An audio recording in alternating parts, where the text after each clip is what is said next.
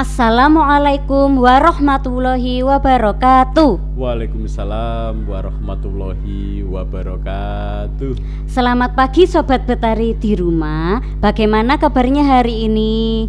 Semoga kalian baik-baik saja dan sehat selalu ya. Amin. Amin.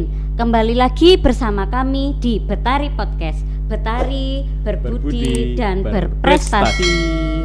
Hari ini kita akan melaksanakan bincang santai seputar ANBK di tahun 2024. ANBK Asesmen Nasional Berbasis Komputer.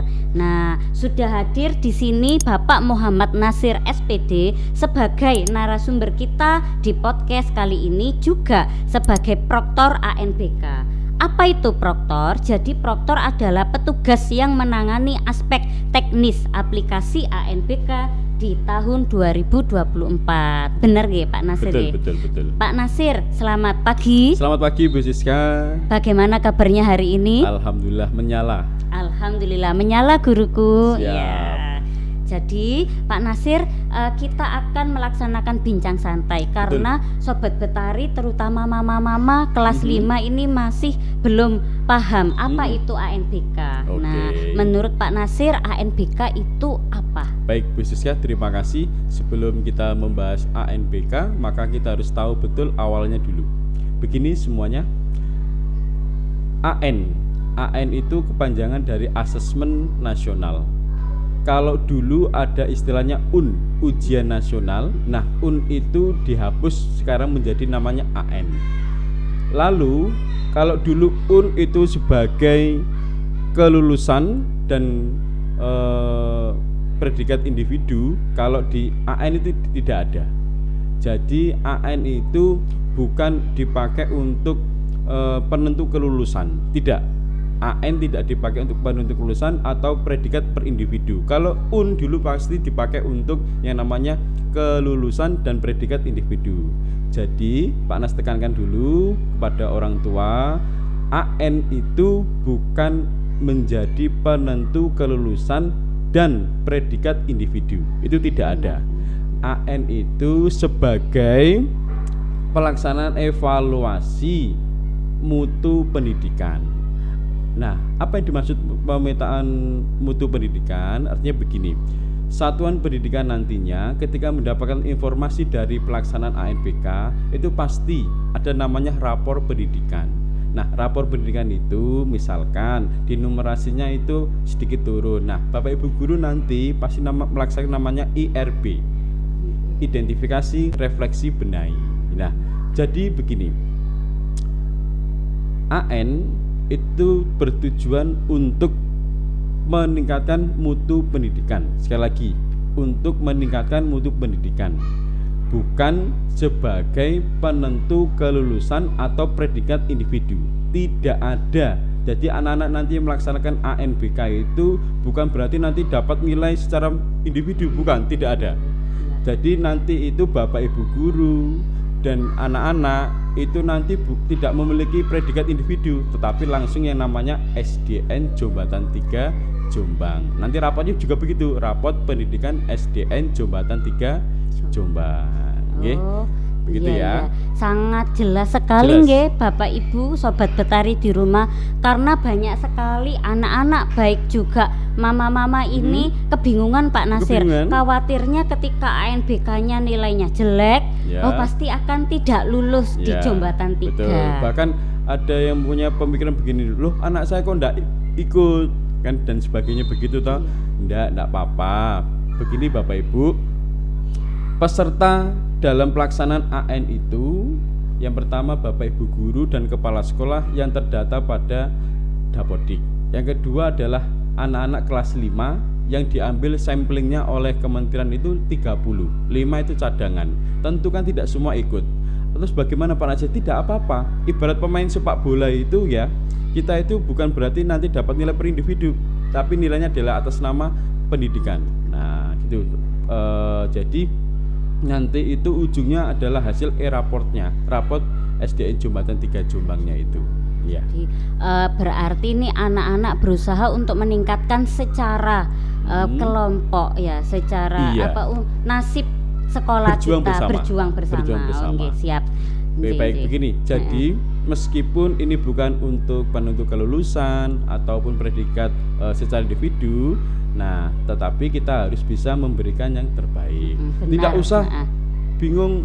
Berarti anak saya harus saya leskan Pak Nas. Tidak perlu Bapak Ibu, tidak perlu les dan sebagainya. Cukup anak-anak itu ya belajar seperti biasanya, mengerti pemahaman tentang soal ABC sampai DE, apa yang difokus di tujuan, nanti pasti Bapak Ibu kan masih membimbing.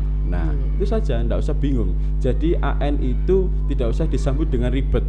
Tidak usah disambut dengan ribet, fleksibel aja. Jadi anak-anak yang tidak bisa mengikuti tidak apa-apa. Kan bukan untuk jadi penentu kelulusan ataupun predikat mandiri. Tetapi AN ini bertujuan untuk meningkatkan kualitas mutu pendidikan sekolah.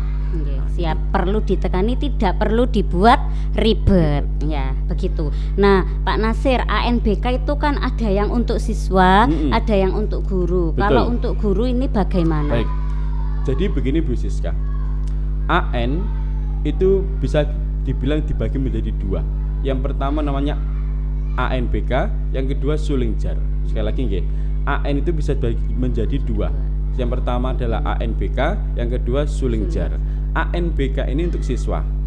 Isinya ada 3. Yang pertama AKM, survei karakter, survei lingkungan belajar. Saya ulang lagi ya. ANBK itu isinya ada 3. AKM, survei karakter, survei lingkungan belajar. Jadi anak-anak itu istilah tadi bilang ANBK. Nah, dari sini kita harus tahu. AN bisa dibagi menjadi 2. Satu ANBK, yang kedua Sulingjar. ANBK untuk anak-anak ini. Isinya ada 3. Satu namanya AKM, 2 survei karakter, 3 survei lingkungan belajar. Kalau yang kedua tadi itu untuk Bapak Ibu guru, Sulingjar. Yang kemarin kita sudah mengerjakan bersama itu ya. Iya. Betul. Berkaitan itu. Jadi kalau untuk guru dan untuk siswa, untuk guru kita sudah melakukan. Nah, sekarang kita berbicara yang untuk siswa. Ada 3 nggih, Pak. Nah, bisa dijelaskan perbagiannya ini bagaimana? Baik. ANBK jadi 3 ya tadi ya. Yang pertama AKM. AKM itu kepanjangan asesmen kompetensi minimum. Artinya apa? Yang diujikan itu nanti ada 2. Yang pertama adalah literasi, yang kedua numerasi. Minimum berarti hal-hal yang mulai dari paling dasar, memahami, menyimak dan sebagainya, itu soal-soal yang paling dasar. Nah, yang sekali lagi ya, AKM itu isinya 2 nanti. Yang pertama literasi, yang kedua numerasi. Baik, selanjutnya yang kedua yaitu tentang survei karakter. Survei karakter itu yang ditanyai tentang profil pelajar Pancasila. Tentu anak-anak pasti sudah mengalami setiap harinya ininya. Yang ketiga survei lingkungan belajar. Nah, tentang belajar yang sudah disajikan oleh Bapak Ibu guru di kelas itu bagaimana, nanti anak-anak pasti menceritakan atau memilih sesuai dengan kenyataan. Nggih, Pak Nasir. Berarti yang pertama tadi AKM itu istilahnya itu matematika dan bahasa Indonesia, istilahnya. Tetapi sebenarnya soalnya lebih dari itu nggih. Sesuai kehidupan kita sehari-hari. Terutama untuk survei lingkungan belajar dan survei karakter, mama-mama, sobat Betari tidak usah bingung karena anak-anak pasti bisa menjawab, sudah melakukan. Pasti akan secara otomatis mereka bisa menjawab, begitu nggih. Nah, jadi dan ini semua tidak ada nilai, Bapak Ibu, dan tidak ada nilainya. Misalkan anak-anak mengerjakan literasi soalnya 10, terus nilainya muncul, tidak ada nilainya. Tidak ada nilai. Nah, karena yang dipotret adalah bagaimana anak itu bisa mengerjakan dengan baik, bagaimana memahami soal dengan baik, itu saja sih. Nggih, siap, Pak Nas. Apa berarti itu menggunakan komputer? Nah, kalau di Jembatan 3 ini bagaimana? Nah, baik. Makanya ada istilah ANBK, Asesmen Nasional Berbasis Komputer, artinya menggunakan CAT. Nah, kalau di Betari itu yang biasa kita laksanakan mulai tahun 2021 menggunakan Piranti Lab IT, itu jumlah kurang lebih 22. Nah, nanti bisa juga untuk tahun ini kita bisa memanfaatkan Chromebook-nya. Chromebook yang sudah kita dapatkan itu, nah itu bisa kita pakai untuk pelaksanaan ANBK ini. Itu. Siap, keren Bapak Ibu dan Sobat Betari. Kalau tahun ini kita sudah mencoba memakai Chromebook ya. Semoga kita melaksanakan dengan lancar nggih Pak Nasir nggih. Kemarin juga sudah adanya servis nggih. Servis untuk membenahi komputer yang lemot menjadi lancar. Jadi terima kasih atas dukungan Bapak Ibu guru di rumah nggih, mama-mama sobat Betari karena sudah mendukung kita sepenuhnya. Nggih. Nah, untuk soalnya tadi sudah nggih Pak Nas nggih. Nah, kira-kira untuk siswa apa yang harus dipersiapkan sebelum dan akan dimulai ujiannya? Baik, betul. Anak-anak pasti nanti akan menghadapi namanya gladi bersih. Nah, gladi bersih itu adalah uji coba baik piranti maupun anak-anak. Diuji coba dulu sebelum pelaksanaan. Pelaksanaan masih tanggal berapa itu ya? Nanti pasti ada informasi. Jadi ketika anak-anak melaksanakan gladi bersih itu pasti tahu memulai dari memanfaatkan piranti, lalu kita mencermati soal. Nah dari situ kita pasti mengidentifikasi, nak kamu tadi diuji apa saja sih dalam CBT tadi itu atau di dalam ANBK tadi itu. Nah Bapak Ibu guru pasti mengidentifikasi itu. Oh Bu, tadi loh soalnya itu keluar yang begini. Terus tadi apa yang ditanyain? Nah nanti keluarnya itu macam-macam Bu. Tadi ditanya apakah di sekolahan kalian itu ada lapangan sepak bola. Kalau ada dijawab ada, kalau tidak ada dijawab tidak ada ya. Jawabnya harus sesuai dengan faktanya saja ya. Jadi nanti anak-anak itu ketika gladi ya sudah betul-betul sebelum pelaksanaan itu kita tahu betul anak-anak itu mulai dari piranti, mulai dari mengamati soalnya sampai ke tahap selesainya. Nah itu jadi tahu dulu sebelum pelaksanaan. Oh, siap. Ya. Begitu nggih sobat Betari, nanti akan ada gladi bersihnya sehingga anak-anak ini tidak bisa kaget. Mempersiapkan nggak kaget. Oh, soalnya semacam ini begitu. Nggih. Ya. Nah, Pak Nas, ini anak-anak peralatan alat tulis apa saja yang kira-kira dipersiapkan? Baik, untuk ATK itu tidak perlu ya. Tapi nanti Bapak Ibu akan menyiapkan satu lembar form untuk pada pada pengerjaan numerasi. Nah itu nanti seperti biasa. Siap nggih, dicatat nggih sobat Betari di rumah. Nah jadwal ANBK di Jembatan 3 kira-kira adakah atau kalau bagaimana? Pelaksanaan itu nanti kita tunggu dulu kita di gelombang 1 atau gelombang 2. Nah, pelaksanaan ya. Tapi kalau gladi sudah bisa kita laksanakan mulai besok tanggal 16 sampai 17. Nggih, besok sudah bisa gladi bersih. Nah, untuk surat-surat atau berkaitan tentang itu menyusul nggih, menyusul. Begitu nggih sobat Betari di rumah. Betul. Ya, kira-kira Pak Nas ada yang bilang begini, apa dampaknya sih yang nggak ikut ANBK? Ada banyak, beberapa itu karena saya guru kelas 5 bilang ke saya, Bu Siska dampaknya apa kalau tidak ikut ANBK tapi sudah terpilih kira-kira? Dampaknya sudah terpilih misalkan misalkan pada 30 anak itu yang 2 sakit misalkan Nah antisipasinya yang pertama adalah mengaktifkan cadangan. Itu yang pertama. Seumpama 2 itu tidak ada yang memiliki cadangan, kan tidak semua anak sudah semua sekolah itu punya cadangan ya. Nah, bagaimana dampaknya? Tidak ada dampaknya. Karena yang sudah dipotret yang sudah melaksanakan itu tadi.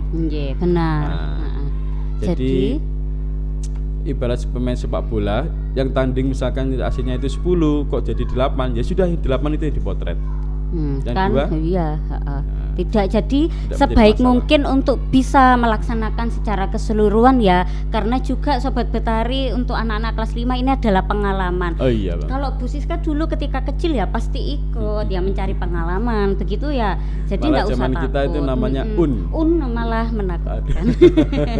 Kalau Pak Nas sudah enak sekali itu sudah enggak memotret. Yang jaga juga ganteng-ganteng, baik-baik kan, apa sih yang enggak full AC juga di Jembatan 3 kurang apa Pak? Jadi begitu. Lebih praktis sekarang AN itu tidak memotret kelulusan melalui situ dan juga tidak ada predikat secara mandiri. Artinya pelaksanaan AN ini sebagai pemetaan mutu pendidikan. Jadi nanti ketika rapor pendidikan kita itu yang kurang bagus ya kita melaksanakan IRB, identifikasi, refleksi, benahi. Nah itulah tujuan AN itu ada. Bukan berarti nanti anak saya tidak ikut tidak dapat kelulusan, tidak Bapak Ibu. Siap. Wah, banyak sekali ya informasi yang kita dapat dari Pak Nasir berkaitan tentang ANBK di tahun 2024. Nah, Pak Nas, mungkin ada sebelum kita akhiri nggih pesan kesan untuk anak-anak kelas 5 yang akan mengikuti ANBK. Baik, untuk anak-anak yang terpilih, tersampling mengikuti pelaksanaan ANBK, yang perlu disiapkan adalah 1, tidak perlu grogi. 2, pengoperasian komputernya diusahakan yang bagus ya, artinya mulai dari koma, titik dan sebagainya mengisi nanti itu harus tepat ya, menggunakan itu. Lalu tidak perlu istilahnya les berlebih, tidak. Jadi belajar seperti biasanya saja, nanti tahu identifikasi soalnya seperti apa pada geladi, nanti itu yang dipelajari. Siap. Ya. Nggih. Terima kasih Pak Nasir atas Sama-sama, kedatangannya di Betari Podcast yang berapa kali banyak sekali. Nggih. Mohon maaf ya jika mengganggu. Siap. Nggih. Terima kasih, sekian dari kami. Saya Bu Siska Yunita dan Pak Muhammad Nasir SPD meminta maaf jika ada kesalahan kata maupun perbuatan. Siap. Sekian dari kami. Wassalamualaikum warahmatullahi wabarakatuh. Waalaikumsalam. Betari Podcast, Betari berbudi dan berprestasi.